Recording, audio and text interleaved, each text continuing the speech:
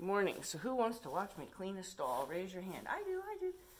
I actually wanted to talk about my dog more than I wanted to talk about horses, but it also goes into the communication, understanding of listening to the communication, because one of the cutest things that Bailey is doing in her effort to adopt my husband, my husband's not here full time yet. He's still spending most of his time in New York, and he comes down on the weekends. So Bailey, who's now lived here for several months, has definitely become my dog. You know, she acts as though I've known her since she was, weeks old, and she's still not even 2, but she now I can be around her as if I've raised her, and that's pretty neat because that was a really hard process to get her to trust me to the level I believe she trusts me now. But she's been having a little bit of a struggle getting to trust my husband in the house and getting to trust my husband on a level that she would approach him on her own.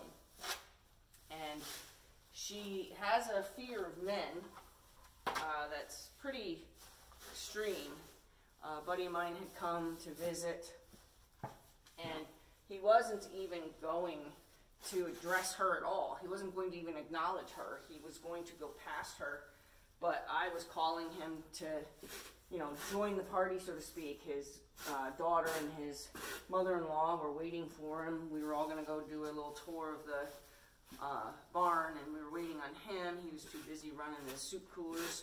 So I kind of rushed him along. Well, so he came down my flight of stairs where she lays on that landing, kind of like, I'm coming, energy. And as he came down the stairs, he scared her beyond how I'd ever seen her scared. Like, she kind of did that. She got up, she ran into the middle of the room, she looked left, she looked right, her tail tucked under her, looked left, looked right, and didn't know where to go. She looked like a deer in the headlights or a squirrel in the middle of the road. Like, it was really that evident that she was, oh my God, where do I go, where do I go? She did end up going to another safe place that was her original safe place when she moved here, which was in the doorway towards another room that we never used yet. And she then, found herself there feeling safe again, because he, like I said, he didn't want anything to do with her. He wasn't trying to go scare her. He wasn't trying to go, approach her quickly or anything like that. He actually wasn't even acknowledging that he was coming at her as quickly as he was. So, her fear of men has been obvious since the first man I've seen her around. So, my husband is 6'3", and I think she has a hard time, like, looking up at him. So, like, he'll sit, and see if she'll come to him when he sits, and she's still, very apprehensive every once in a while, and you'll see me, I'm crawling around on the floor, to sit close to him and encourage her to at least come to me so she can see, that she is okay to be safe next to him. And it would be okay for her to come be near me, and, I'm not getting hurt by him, so she could come and, sit too. Just to provide her a little bit of that comfort, knowing that I'm not scared of this guy that you're scared of.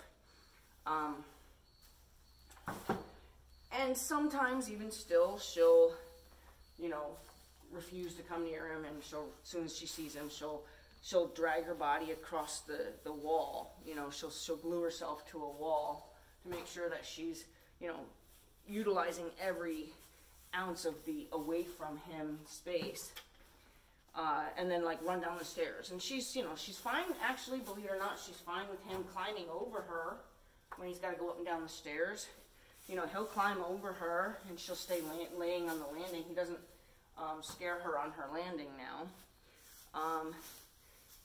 But she still has her moments of being afraid of him in a standing position, or even just sitting in certain spots in the house, whatever. She won't just willingly go up to him to explore him.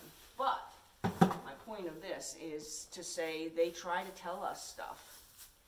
So because she likes to be in the bed with me, she, kind of like wants, that's something that her desire to be in the bed is greater than her fear of him. And that's kind of what we have to do for all our animals, is find something that the desire is greater than their fear, where their desire to have the thing they know they like is greater than the thing they think is going to give them discomfort. So she has figured out that, he is going to get in that bed, whether it's just to come in and sit on the edge of the bed and talk to me about something, or he's going to climb into bed. So she's figured out that this guy that she's afraid of is going to, join her. So she's a cuddly dog, extremely cuddly dog, an awesomely cuddly dog. So she really does love cuddle time, loves her cuddle time. And she's not willing to give that up. She's not willing to give it up, not at all, not for the fear of this person that's now also in the bed with her. So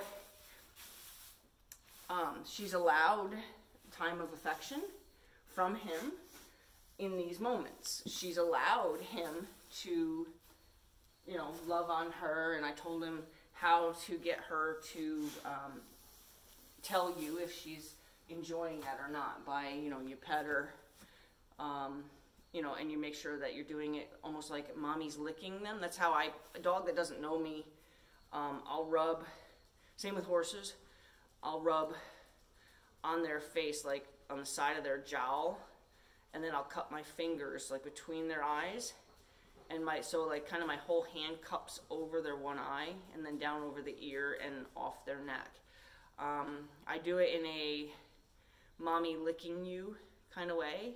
I think that's one of the first places a mama licks their babies, to clear the airways and to clear their eyes. I really think that that's one of their very first imprinting love experiences. So I never really thought why I did it until probably very deeply right now, but never really thought why I did it. I do know that I want it to come across like it's a mommy licking them, but I never really thought so deeply into oh, that's probably because mommy licked them right there the very first time. I never got that deep into it, but so anyway, I was telling him, how to pet her, how to make sure that it's a very loving, imprinted kind of experience for her, that she remembers that being a loving way to be pet. And so what he would do is he would lick her. He would rub her that way, and then I told him, I said, now stop. If she comes to you for more, she's expressing to you that this is okay, and not only is it okay, I kind of think I'd like you to do that a little bit more.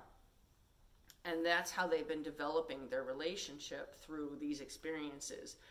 She has said slowly, she'll sit and look at him when he stops petting her, I really was kind of enjoying that. I'm not feeling terribly threatened right now, and I'm on my bed, so I know I'm good. And then she'll make the decision to crawl, belly crawl a little bit closer. And then, I'm not saying that I'm giving him permission. I'm guiding him in the best way to bond with her. So then I'll say, okay, go ahead and, pet her again. Say 5 to 8 strokes again, and then stop again. Don't stare at her, look away, look like, you're done. Because if you stare at her, you could, create pressure. You could create a discomfort. So you don't ever want to stare at them. Same with horses.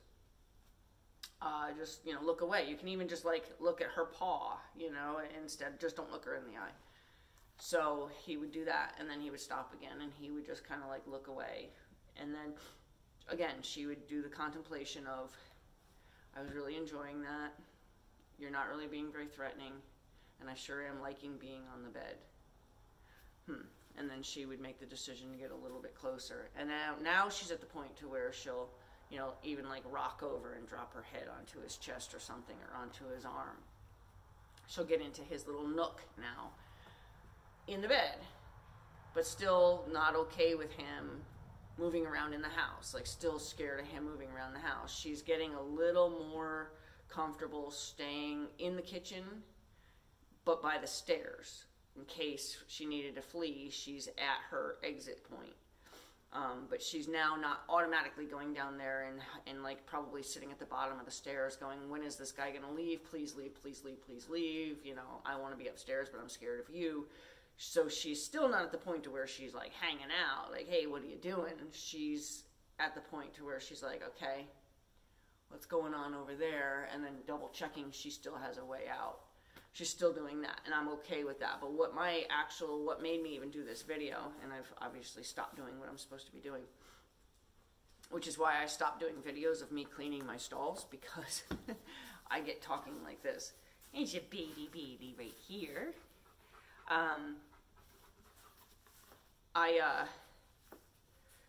Yesterday was 1,000,000% clear communication between Bailey and my husband.